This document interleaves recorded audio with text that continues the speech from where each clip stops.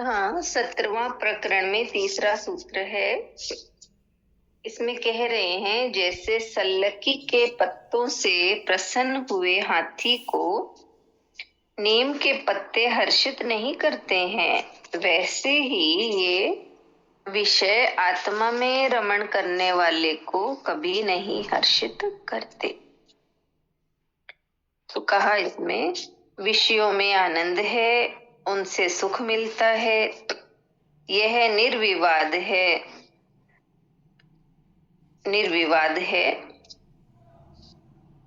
यदि विषयों में सुख नहीं होता तो ये संसार पागलों की तरह उनके पीछे नहीं दौड़ता।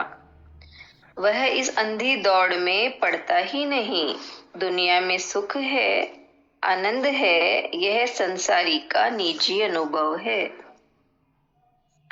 इसी के लिए वह सारी दौड़ धूप करता है। किंतु कुछ सिर फिरे लोगों ने दुनिया को दुख कहकर उससे भागने की बात कही, किंतु दुनिया छोड़ने से किसी को सुख मिला नहीं। जो था वह भी छूट गया। इसलिए ऐसे लोगों की स्थिति बड़ी दयनीय हो गई। छोड़ दिया सब, मिला कुछ नहीं। प्रत्यक्ष को छोड़कर परोक्ष की आकांक्षा में दौड़ने वाला विवेकी नहीं हो सकता, मूर्ख ही हो सकता है।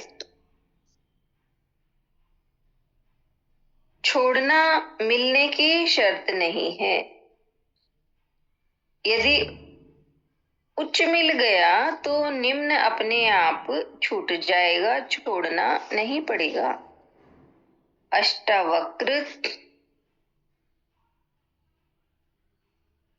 इसी तथ्य को प्रकट करते हुए कहते हैं कि ये विषयों के सुख क्षण भंगुर हैं, अस्थायी हैं। इन सुखों की प्राप्ति के लिए कई अनीतिपूर्ण कृत्य करने पड़ते हैं, जिनका परिणाम भोगने में दुख होता है। अतः संसार में कोई भी ऐसा सुख नहीं है जिसके साथ दुख संयुक्त ना हो। फिर भी ये सभी सुख चिरस्थायी नहीं है। आत्मानंद का सुख ही चिरस्थायी है, वरना सुख नहीं मिल सकता। आत्मा का सुख स्वयं का है, इसमें दूसरा होना आवश्यक नहीं है। आत्मा का सुख स्वयं का है, इसमें दूसरा होना स्थायी नहीं है।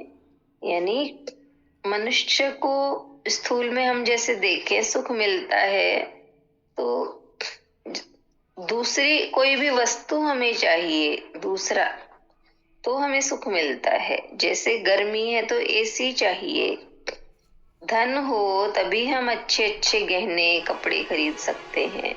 यानी कपड़े पाकर, धन गहने पाकर हम खुश होते हैं। तो यानी दूसरा है तो हम सुख का अनुभव करते हैं।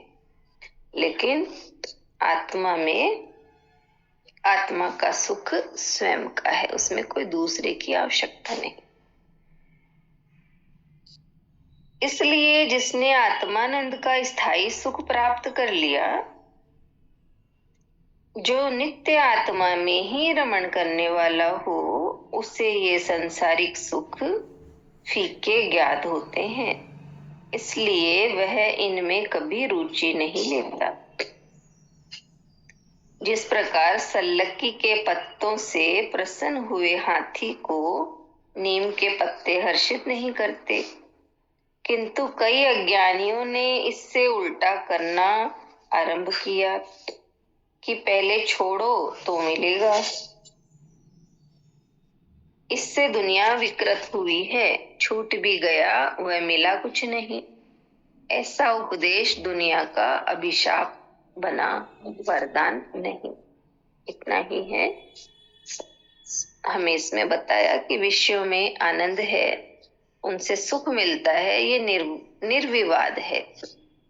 यानी इसमें कोई विवाद कर नहीं सकता, क्योंकि सुख है विषयों में, इसीलिए तो दुनिया उनके पीछे भाग रही है।